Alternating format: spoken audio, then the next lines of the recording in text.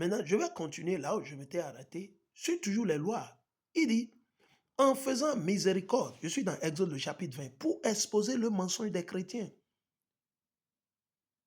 C'est eux qui vivent constamment dans le péché. Il dit, et faisant miséricorde jusqu'à 1000 générations pour ceux qui m'aiment et qui gardent mes commandements. Ceux qui aiment Dieu et qui gardent. Vous ne pouvez pas juste aimer Dieu et ne pas garder ses commandements. Si vous aimez Dieu, vous devez obéir à ce qu'il a dit. Vous devez garder ses commandements. Allons. Tu ne prendras point le nom de Yahweh, ton Dieu. Ce n'est pas Yahweh, c'est Yahweh.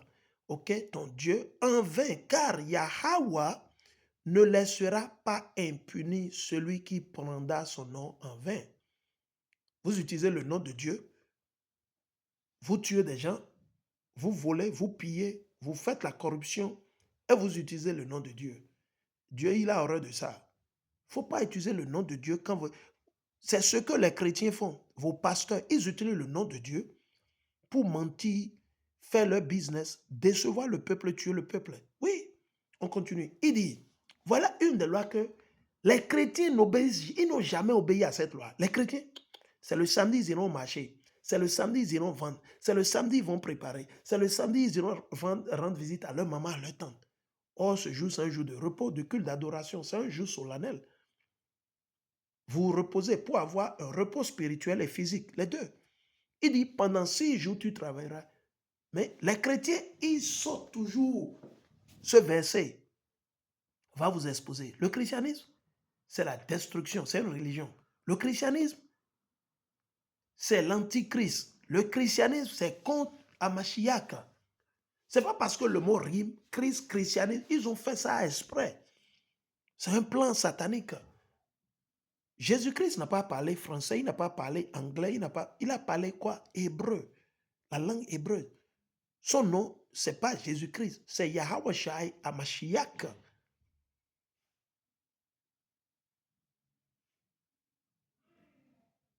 Il dit, souviens-toi du jour du sabbat. C'est quand le sabbat? Vendredi soit couché du soleil, samedi soit couché du soleil. On l'a toujours dit. Maintenant, il y a plusieurs sabbats. Le sabbat hebdomadaire, qui est vendredi soit couché du soleil, à samedi soit couché du soleil. Nous allons rentrer dans le sabbat ce soir couché du soleil. C'est la nouvelle lune. Le début de chaque mois, la nouvelle lune, selon le calendrier biblique, c'est considéré comme un sabbat. C'est un sabbat. Les jours solennels de fête sont considérés comme un sabbat. Le jour de Pâques, c'est un sabbat. Le premier jour des azimes ou des pains sans levain, c'est un sabbat. OK? Vous ne pouvez pas aller au boulot. Les premiers jours de toutes les fêtes annoncées, c'est un sabbat. Il y a les sabbats annuels où vous travaillez pour 6 ans, vous labourez la terre pour 6 ans et la 7e année, vous laissez la terre au repos. Vous ne touchez à rien. C'est des lois. Mais vous ne les mettez pas en pratique, vous les chrétiens, vous êtes là à mentir, à décevoir les gens. Même plus même tabac avec ces musulmans et ces arabes. Même plus même tabac. Nous, on vous dit la vérité. Si vous êtes dans un mouvement, ça n'engage que vous. Nous, on dit non, non, non à l'impérialisme de toute forme. Ce n'est pas seulement les faux blancs. Ce n'est pas seulement les faux blancs. Les arabes font partie. C'est eux le numéro 2 ennemi des Israélites, des Noirs, des Nègres et des Latinos. Et vous le voyez, les faits sont là. C'est écrit dans leur histoire. C'est écrit dans les livres d'histoire par tous les crimes que les Arabes ont commis contre nous. On le sait. Depuis le temps d'Abraham, ça n'a pas changé. Je dis, depuis le temps d'Abraham, Ismaël, le premier arabe, il a voulu tuer notre aïeul, notre père Isaac. On ne vous l'a pas dit. Il a voulu le tuer. Mais Dieu ne lui a pas permis. Et c'est de là qu'il a été chassé. Lui et sa maman ont été chassés. C'est de là qu'ils ont été chassés. OK? Malgré que Abraham était dans ses émotions, Dieu lui a dit, oh oh, écoute ce que ta femme te dit. Hein. Parce que Dieu se révélait à la femme pour une période, pour la mettre sur les rails. Dieu se révélait aussi à Abraham dans le même temps. Mais il y a certaines révélations que Dieu a données à qui? À Sarah, que Dieu n'a pas donné à Abraham. L'Éternel, il agit comme il le voit, il connaît le cœur de nous, il maîtrise tout. Donc on continue. Il dit, pendant 6 jours, tu travailleras et tu feras tout ton ouvrage. Vous voyez? Quand vous avez une domestique ou quelqu'un qui travaille pour vous, un employé, l'Éternel dit que l'employé doit rester chez vous pas plus que 6 ans. La 6e année, à la fin de la 6e année, vous devez libérer l'employé et lui donner de quoi aller se survivre. Donc, supposons si vous avez quelqu'un qui vient vous vendre dans votre boutique, vous l'employez pour 6 ans.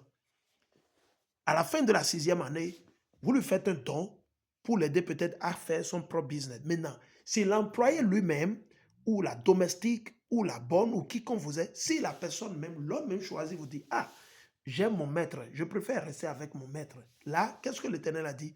Il faut lui percer l'oreille. Il faut percer l'oreille à l'homme.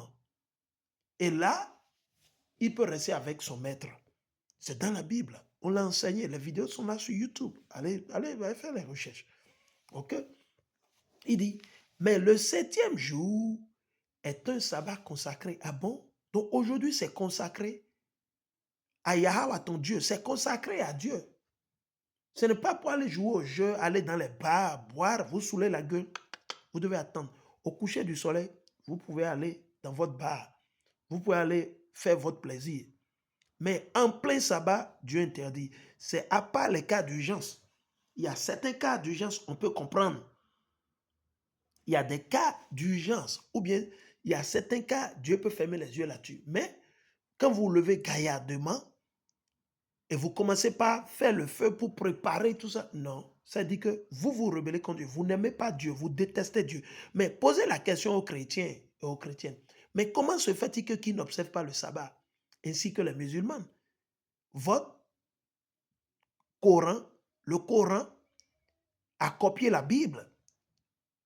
Genèse, Exode, Lévitique, Nombre, Deutéronome. Mais comment se fait-il que vous n'appliquez pas? Mohamed ne vous a pas dit d'observer le sabbat. Si Mohamed ne vous a pas dit d'observer le sabbat dans le Coran, ça dit que vous n'êtes pas le peuple de Dieu. Parce que si vous étiez réellement le peuple de Dieu et que votre Dieu est véridique, comme vous le dites, vous devez observer le sabbat. Oui, vous devez observer le sabbat. Ah non, ne nous leurrons pas, trop c'est trop. Ah oui, trop c'est trop.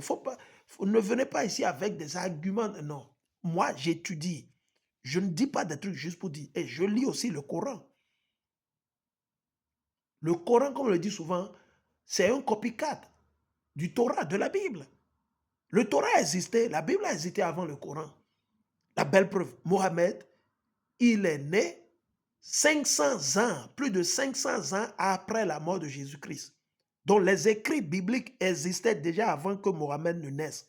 500 ans. Donc il ne faut pas me dire que, oh, non, c'est faux. Je dis Mohamed, allez chercher en quelle année Mohamed est né. Vers les années 500 quelque chose. 500 quelque chose.